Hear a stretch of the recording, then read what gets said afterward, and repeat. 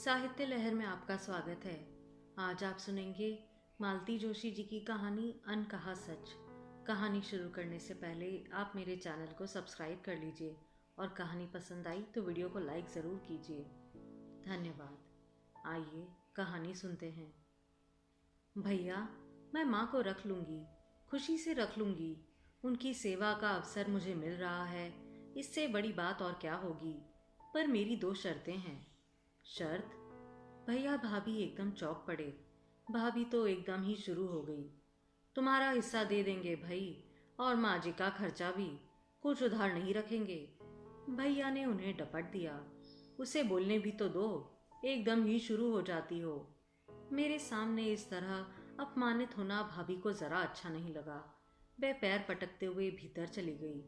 भैया ने उन्हें नजरअंदाज करते हुए कहा, हाँ बोलो। मेरी पहली शर्त यह है, बल्कि इसे मेरा अनुरोध ही कह लीजिए, कि माँ के रहते आप यह घर ना बेचे। मतलब यह कि मैं माँ को जीते जी बेकार होते नहीं देख सकती। जो भी 2-4 साल उनके बाकी है, उन्हें शान से जीने दे। उनकी छत छीनकर उन्हें आश्रित के रूप में किसी की देहरी पर ना छोड़ें, भले ही वह मेरी देहरी क्यों ना हो। तुम्हें पता है कि वह बस 2-4 साल और जिएगी। भीतर के कमरे से भाभी भुनभुनाई।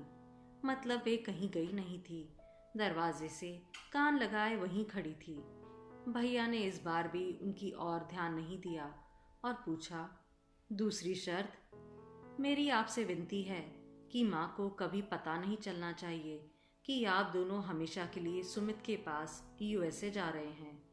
मकान का बिकना तो वह एक बार झेल लेगी, पर आप लोगों का परदेश बस जाना उन्हें तोड़ देगा। कुछ तो बताना होगा। कह दीजिएगा कि मोनिका की डिलीवरी के लिए जा रहे हैं। पिछली बार आप जब गए थे तो पड़पोते की खुशी में वे बड़े आराम से मेरे पास रह गई थी। 6 महीने तो आराम से कट ही जाएंगे, बाद में और कुछ सोच लेंगे। भाई साहब कुछ कहने को ही जा रहे थे कि दरवाजे पर तांगा रुका। माँ भगवत से लौट आई थी। उनके सामने तो बात हो नहीं सकती थी, इसलिए मैं चाय पीकर चुपचाप लौट आई। भैया भाभी का ग्रीन कार्ड बन गया था। सुमित उन्हें अपने पास बुला रहा था। भैया भी सब कुछ बेच बाच कर हमेशा के लिए चल देना चाहते थे, पर माँ एक शाश्वत समस्या की तरह मौजूद थी। भाभी पता नहीं कितनी बार कितनी तरह से कह चुकी थी कि पता नहीं कितनी लंबी उम्र लिखाकर लाई है, हमारा भी बुढ़ापा आ गया है। इनके रहते तो हम अपने बाल बच्चों का सुख भी नहीं उठा पाते, बस फोटो से ही मन बहलाना पड़ता है। पिछली बार ये लोग गए थे तो माँ मेरे पास आराम से रह गई थी। 1 महीने तो बच्चे की प्रतीक्षा में ही बीत गया। बच्चे के जन्म के बाद तो खुशियों का जैसे सैलाब आ गया। माँ स्काइप पर पड़ पोते की छवि देख देख कर निहाल होती। हर तीसरे चौथे दिन बेटे बहू से फोन पर बात होती। 6 महीने कैसे निकल गए पता ही नहीं चला। इसलिए मैंने इसरार किया कि इस बार भी इसी बहाने से जाइए। 6 महीने तो आराम से कट जाएंगे, बाद में कुछ और सोच लेंगे। कहा तो भैया मकान बेचने की सोच रहे थे। माँ तो किराए पर भी उठाने नहीं दे रही थी। बड़ी मुश्किल से उन्हें समझाया कि 6 महीने में घर गर्द गुबार हो जाएगा। लोग दरवाजे खिड़कियां उखाड़ कर ले जाएंगे।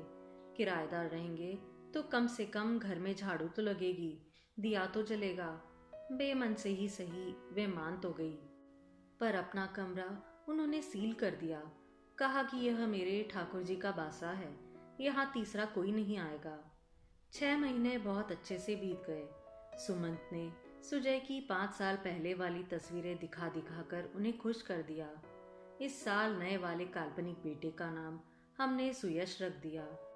अपनी वंशावली को यूं फलते फूलते देख माँ आनंद मग्न थी। ठाकुर जी के प्रति कृतज्ञ थी। उन्हें नित नए भोग लगा रही थी। उनके दामाद और नाती प्रसाद पाकर प्रसन्न हो रहे थे। 6 महीने पलक झपकते बीत गए। इसके बाद माँ थोड़ी बेचैन होने लगी। कहती, तुमने तो बताया था कि वह 6 महीने से ज्यादा नहीं रहेंगे। मैं समझाती, बच्चा छोटा है ना माँ, साथ में स्कूल जाने वाला बड़ा भी है।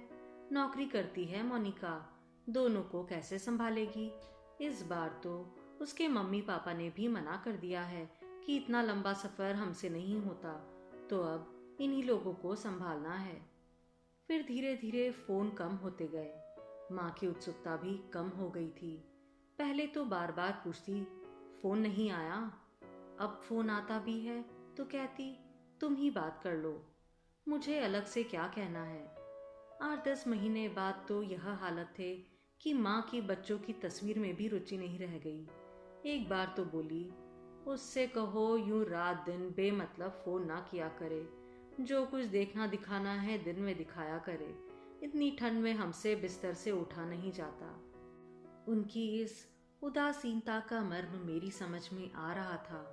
उनके संस्कारहीन मन को यूं बेटी के घर में पड़े रहना अच्छा नहीं लग रहा था। अकेले रहने की हिम्मत होती तो वो एक दिन भी मेरे यहाँ नहीं रहती, पर मजबूरी थी। साल भर बीत गया और माँ जैसे एकदम वितराग हो गई। उन्हें दीन दुनिया से जैसे कोई मतलब ही नहीं रहा। कई बार माला जपते जपते उनका हाथ रुक जाता, वे जड़ हो बैठ जाती। कई बार परसी थाली पर कौर हाथ में लिए बैठी रहती।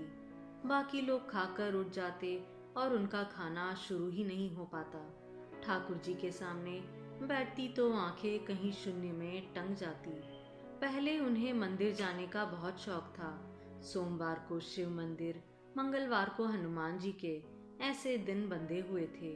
अब सब छूट गया था, पर्वों पर भी जाने का मन नहीं होता था। कहती, वहाँ जाकर धक्के खाने से तो अच्छा है घर में ही दर्शन कर लो। वैसे भी वहाँ जाकर अब मांगना क्या है, देने वाले ने सब कुछ तो दे दिया है, ज्यादा लालच भी अच्छा नहीं होता। मेरे दोनों बच्चे नानी से बहुत हिल गए थे। देर रात तक उनका कहानी सेशन चलता, पहेलियां पूछी जाती, अंताक्षरी खेली जाती, पर अब धीरे धीरे वह भी कम होता जा रहा था। पता नहीं माँ का स्टॉक खत्म हो गया था या बच्चों का उत्साह कम हो गया था। माँ का रसोई में अच्छा खासा दखल था। उनके रहते मैं एकदम निश्चिंत हो गई थी, पर रसोई से भी माँ का मन ऊबने लगा था। मैं कोई पाक विधि पूछती तो टालने के अंदाज में कह देती, हमारे तौर तरीके तो पुराने हैं, तुम लोगों को क्या पसंद आएंगे। इस अजीब मानसिक अवस्था का परिणाम शरीर पर तो पड़ना ही था। दिन में 5-6 बार चाय पीने वाली माँ अब 2 कप पर गुजारा कर रही थी। मैंने 1-2 बार कहा भी कि माँ, भैया आएंगे तो मुझसे लड़ेंगे कि मेरी माँ को तो भूखा मार दिया। माँ कुछ कहती नहीं, हंसकर रह जाती। बड़ी करुणा हंसी होती थी वह। उनकी आंखों में एक निचाट सूनापन भर गया था। कई बार ऐसा होता कि उनकी आंखें तो मुझ पर होती, पर लगता कि वे मुझे नहीं, मेरे पार किसी को देख रही हैं। उनकी इस मनोदशा से मैं ही नहीं, मेरे पतिदेव भी चिंतित हो उठे थे। कहते कि कहाँ तो तुम माँ की सेवा का श्रेय लूटने चली थी, अब ऐसा ना हो कि बदनामी गले पड़ जाए, नाते रिश्तेदारों को कहने सुनने का मौका मिल जाए। आखिर एक दिन हिम्मत बांधकर मैंने घर से बाहर जाकर भैया को फोन कर ही दिया। मैंने कहा कि मैं जानती हूँ एकदम उठकर चले आना इतना सरल नहीं है, पर आप कोशिश कीजिए, ऐसा ना हो कि बाद में पछतावा ही रह जाए। मेरी तफसील से माँ की हालत बयान कर दी थी, पर मुझे बिल्कुल भी आशा नहीं थी कि भैया फौरन चले आएंगे। वे आए, अकेले नहीं, दोनों आए। मैं तो डर गई थी कि भाभी आते ही शुरू हो जाएंगी कि हमारा इतना सा सुख भी इनसे देखा नहीं गया। पर भाभी इस बार अपेक्षाकृत शांत और सौम्य लगी। माँ भैया से लिपटकर ऐसे हिलक हिलक कर रोई कि मुझे तो डर होने लगा, पर मैंने रोका नहीं। सोचा पता नहीं कितने दिनों की संचित रुलाई है, निकल जाने दो, मन हल्का हो जाएगा। 2 दिन तक भैया भाभी सफ़र की थकान उतारते रहे। फिर तीसरे दिन घर देखने जो गए, पूरा दिन लगाकर लौटे। आते ही बोले, कल हम लोग माँ को लेकर चले जाएंगे।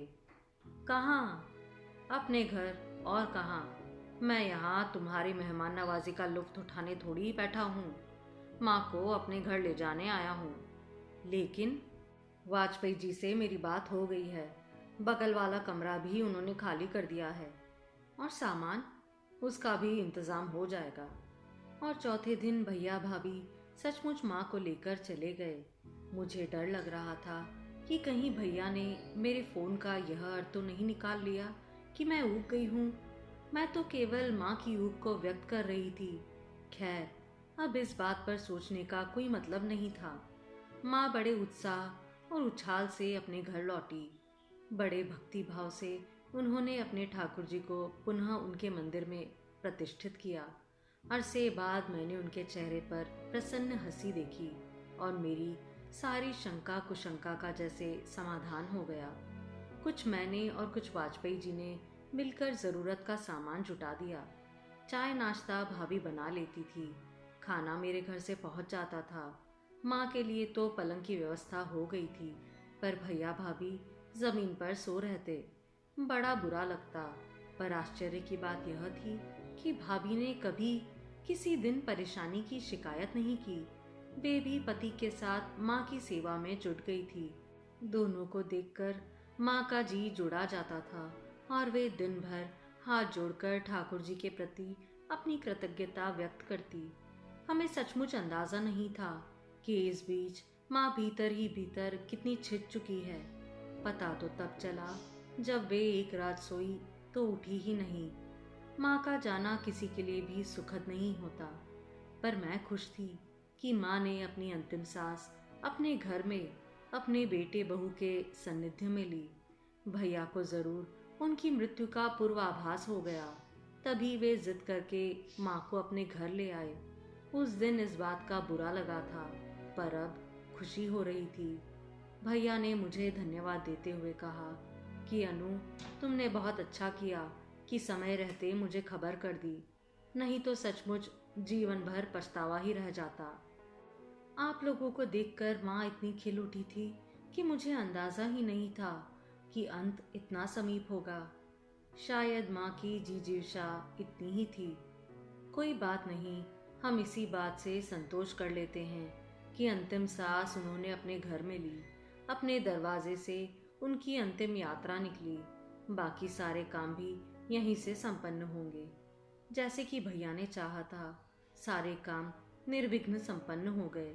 मुझे लगा था कि मोनिका और सुमंत इस अवसर पर आएंगे, पर नहीं, वे नहीं आए और मैंने चर्चा भी नहीं की। भाभी को बुरा लग जाता, और इतनी दूर से आना कोई हंसी खेल तो नहीं, ढेर सारा पैसा लगता है। वह पैसा उसने भेज दिया था, उसी से माँ का सारा काम संपन्न हुआ। तेरही के 2 दिन बाद मैंने भैया से कहा, भैया, अब यहाँ का सब कुछ समेटकर घर चलिए। वाजपेयी जी के सौजन्य का इतना फायदा उठाना ठीक नहीं। मैंने उन्हें मकान खाली करने के लिए कह दिया है। वो तो खैर आगे पीछे खाली करवाना ही था। अब आप लोग घर चलिए, इत्मीनान से एक ब्रोकर ढूंढते हैं, पेपर में विज्ञापन देते हैं, महीना 15 दिन आराम से लग जाएंगे। ये काम इतनी जल्दी नहीं होते, जल्दी करना भी नहीं चाहिए, पर तब तक आप यहाँ परेशानी में रहे अच्छा नहीं लगता। घर चलकर आराम से रहिए। मुझे अब ना कोई विज्ञापन देना है, ना ब्रोकर ढूंढना है। क्यों, वाजपेयी जी खरीद रहे हैं क्या? नहीं, पर मुझे अब घर बेचना ही नहीं है। क्यों? मैं भी अपनी अंतिम सांस इसी घर में लेना चाहता हूँ। बस भी कीजिए भैया, अभी एक दुख से तो उभरे नहीं हैं। और आप? अनु, जिस तरह माँ यहाँ अपने घर के लिए छटपटा रही थी, 7 समंदर पार मैं भी अपने घर के लिए छटपटा रहा था। हम दोनों के ही प्राण फड़फड़ा रहे थे, पर लौटने की राह नहीं मिल रही थी। वापस आने का कोई बहाना नहीं मिल पा रहा था। तुम्हारा फोन आया और मेरे लिए जैसे सारे रास्ते खुल गए। तुम्हारा सचमुच बहुत बहुत धन्यवाद। बड़ी मुश्किल से आ पाया हूँ, अब लौट कर नहीं जाऊंगा। और वह ग्रीन कार्ड, जानते हैं, बनवाने में पसीने छूट जाते हैं।